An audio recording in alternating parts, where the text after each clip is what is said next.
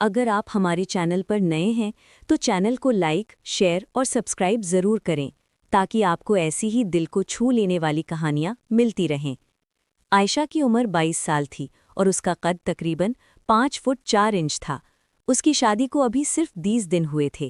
نئی نویلی دلہن ہونے کے باوجود اس کے دل میں ایک عجیب سا خلا تھا۔ وہ اپنے میکے کی ہنسی، اپنی ماں کی آواز اور بہنوں کی شرارتوں کو یاد کرتی تو آنکھیں نم ہو جاتی۔ سسرال کا ماحول برا نہیں تھا، مگر ہر چیز نئی تھی، ہر چہرہ نیا تھا اور ہر آواز اجنبی۔ عائشہ درمیانے قد کی، نرم لہجے اور حساس دل رکھنے والی لڑکی تھی۔ وہ باتوں کو گہرائی سے سوچتی تھی، کبھی کبھی حد سے زیادہ۔ اس کا شوہر فہد ایک محنتی مگر جلد تھک جانے والا انسان تھا۔ وہ دفتر سے آتا تو سیدھا بستر پر گر جاتا اور کہتا، آج بہت تھکا ہوا ہوں، ذرا چائے پلا دو۔ گھر میں ساس سائمہ بیگم اور سسر خالد صاحب رہتے تھے۔ دونوں عمر رسیدہ تھے، مگر ایک دوسرے کا بہت خیال رکھتے تھے۔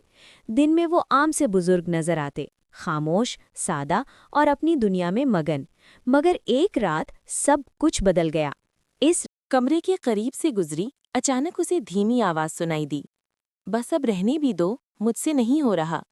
یہ آواز سائمہ بیگم کی تھی۔ اس کے فوراً بعد خالد صاحب کی مضبوط آواز آئی، نہیں، ابھی نہیں، ہمت کرو، تھوڑا سا اور۔ عائشہ کے قدم جیسے زمین میں گڑ گئے، اس کا دل تیزی سے دھڑکنے لگا، ذہن میں عجیب و غریب خیالات آنے۔ وہ شرمندگی اور حیرت کے ملے جلے احساس کے ساتھ اپنے کمرے میں واپس آ گئی۔ رات بھر وہ کروٹیں بدلتی رہی۔ یہ کیا ہو سکتا ہے؟ ساس تو دن میں کمزور نظر آتی ہیں، اور سسر، وہ تو خاموش اور سیدھے سادے لگتے ہیں۔ اگلے چند دن عائشہ کا دھیان ہر وقت اسی طرف لگا رہا۔ وہ ساس کے ہاتھوں کو غور سے دیکھتی کہ بتایا کہ اسے 2 دن کے لیے دوسرے شہر جانا ہے۔ عائشہ کے دل میں جیسے بجلی سی کوند گئی۔ یہی موقع ہے، آج سچ معلوم کرنا ہوگا۔ رات ہوئی، گھر میں خاموشی چھا گئی۔ عائشہ آہستہ سے اپنے کمرے سے نکلی۔ اس کا دل اتنا زور سے دھڑک رہا تھا کہ اسے لگا آواز باہر تک جا رہی ہوگی۔ وہ ساس سسر کے کمرے کے قریب پہنچی اور دروازے کی ہلکی سی در سے جھانکا۔ جو منظر اس نے دیکھا، اس پر اسے اپنی سوچ پر شدید شرمندگی ہوئی۔ خالد صاحب اپنی بیوی کے سامنے کھڑے تھے۔ سائمہ بیگم ایک ٹانگ پر کھڑی تھیں اور دیوار کا سہارا لیے توازن بنانے کی کوشش کر رہی تھیں۔ ان کا چہرہ پسینے سے بھیگا ہوا تھا۔ خالد صاحب نرمی سے کہہ رہے تھے، بس 10 سیکنڈ اور، ڈاکٹر نے کہا ہے روزانہ کرنا ہے، ورنہ گھٹنے مزید کمزور ہو جائیں گے۔ سائمہ بیگم ہنستے ہوئے بولی، آپ تو ایسے کہہ رہے ہیں جیسے میں کوئی کھلاڑی ہوں۔ عائشہ کے چہرے پر حیرت، سکون اور ہنسی ایک ساتھ آ گئی۔ اسے اپنی سوچ پر افسوس ہوا۔ وہ آہستہ سے اندر داخل ہوئی۔ دونوں چونک گئے۔ بیٹا، تم یہاں؟ ساس نے حیرت سے پوچھا۔ عائشہ کی آنکھوں میں ندامت تھی۔ میں نے کچھ اور سمجھ لیا تھا، مجھے لگا وہ بات مکمل نہ کر سکی۔ خالد صاحب مسکرا دیے۔ بیٹا، بڑھاپے میں صحت سب سے بڑا سہارا ہوتی ہے۔ ڈاکٹر نے کہا ہے کہ توازن کی یہ ورزش نہ کی تو گرنے کا ایک عجیب سا خلا تھا۔ وہ اپنے میکے کی ہنسی، اپنی ماں کی آواز اور بہنوں کی شرارتوں کو یاد کرتی تو آنکھیں نم ہو جاتی۔ سسرال کا ماحول برا نہیں تھا، مگر ہر چیز نئی تھی، ہر چہرہ نیا تھا اور ہر آواز اجنبی۔ عائشہ درمیانے قد کی، نرم لہجے اور حساس دل رکھنے والی لڑکی تھی۔ وہ باتوں کو گہرائی سے سوچتی تھی، کبھی کبھی حد سے زیادہ۔ اس کا شوہر فہد ایک محنتی مگر جلد تھک جانے والا انسان تھا۔ وہ دفتر سے آتا تو سیدھا بستر پر گر جاتا اور کہتا، آج بہت تھکا ہوا ہوں، ذرا چائے پلا دو۔ گھر میں ساس سائمہ بیگم اور سسر خالد صاحب رہتے تھے۔ دونوں عمر رسیدہ تھے، مگر ایک دوسرے کا بہت خیال رکھتے تھے۔ دن میں وہ عام سے بزرگ نظر آتے، خاموش، سادہ اور اپنی دنیا میں مگن۔ مگر ایک رات سب کچھ بدل گیا۔ اس کمرے کے قریب سے گزری، اچانک اسے دھیمی آواز سنائی دی، بس اب رہنے بھی دو، مجھ سے نہیں ہو رہا۔ یہ آواز سائمہ بیگم کی تھی۔ اس کے فوراً بعد خالد صاحب کی مضبوط آواز آئی، نہیں، ابھی نہیں، ہمت کرو، تھوڑا سا اور۔ عائشہ کے قدم جیسے زمین میں گڑ گئے، اس کا دل تیزی سے دھڑکنے لگا، ذہن میں عجیب و غریب خیالات آنے۔ وہ شرمندگی اور حیرت کے ملے جلے احساس کے ساتھ اپنے کمرے میں واپس آ گئی۔ رات بھر وہ کروٹیں بدلتی رہی۔ یہ کیا ہو سکتا ہے؟ ساس تو دن میں کمزور نظر آتی ہیں اور سسر وہ تو خاموش اور سیدھے سادے لگتے ہیں۔ اگلے چند دن عائشہ کا دھیان ہر وقت اسی طرف لگا رہا۔ وہ ساس کے ہاتھوں کو غور سے دیکھتی کہ کہیں کوئی خاص دوا تو نہیں لگاتی۔ سسر کے کھانے میں جھانکتی کہ شاید کوئی طاقت کی چیز ہو، مگر سب کچھ عام تھا، سادہ دال، سبزی اور روٹی۔ پھر ایک اور رات ویسی ہی آوازیں سنائی دیں، میری ٹانگ کانپ رہی ہے۔ کانپنے دو، توازن قائم رکھو۔ اب تو عائشہ کے دل میں سوالوں کا طوفان اٹھنے لگا۔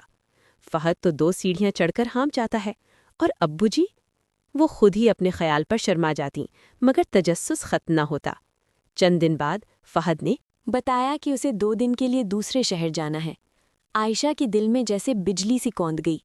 یہی موقع ہے، آج سچ معلوم کرنا ہوگا۔ رات ہوئی، گھر میں خاموشی چھا گئی۔ عائشہ آہستہ سے اپنے کمرے سے نکلی۔ اس کا دل اتنا زور سے دھڑک رہا تھا کہ اسے لگا آواز باہر تک جا رہی ہوگی۔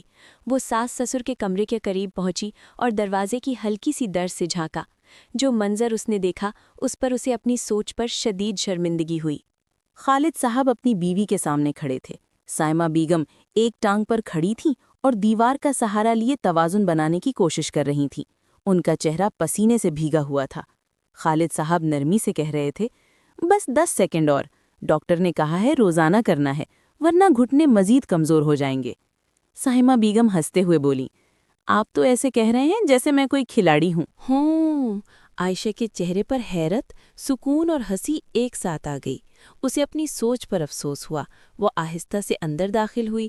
دونوں چونک گئے۔ بیٹا تم یہاں؟ ساس نے حیرت سے پوچھا۔ عائشہ کی آنکھوں میں ندامت تھی۔ میں نے کچھ اور سمجھ لیا تھا، مجھے لگا وہ بات مکمل نہ کر سکی۔ خالد صاحب مسکرا دیے۔ بیٹا بڑھاپے میں صحت سب سے بڑا سہارا ہوتی ہے۔ ڈاکٹر نے کہا ہے کہ توازن کی یہ ورزش نہ کی تو گرنے کا ایک عجیب سا خلا تھا۔ وہ اپنے میکے کی ہنسی، اپنی ماں کی آواز اور بہنوں کی شرارتوں کو یاد کرتی تو آنکھیں نم ہو جاتی۔ سسرال کا ماحول برا نہیں تھا، مگر ہر چیز نئی تھی، ہر چہرہ نیا تھا اور ہر آواز اجنبی۔ عائشہ درمیانے قد کی، نرم لہجے اور حساس دل رکھنے والی لڑکی تھی۔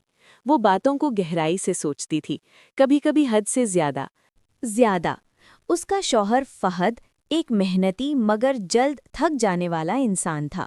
وہ دفتر سے آتا تو سیدھا بستر پر گر جاتا اور کہتا، آج بہت تھکا ہوا ہوں، ذرا چائے پلا دو۔ گھر میں ساس سائمہ بیگم اور سسر خالد صاحب رہتے تھے۔ دونوں عمر رسیدہ تھے، مگر ایک دوسرے کا بہت خیال رکھتے تھے۔ دن میں وہ عام سے بزرگ نظر آتے، خاموش، سادہ اور اپنی دنیا میں مگن۔ مگر ایک رات سب کچھ بدل گیا۔ اس کمرے کے قریب سے گزری، اچانک اسے دھیمی آواز سنائی دی، بس اب رہنے بھی دو، مجھ سے نہیں ہو رہا۔ یہ آواز سائمہ بیگم کی تھی۔ اس کے فوراً بعد خالد صاحب کی مضبوط آواز آئی، نہیں، ابھی نہیں، ہمت کرو، تھوڑا سا اور۔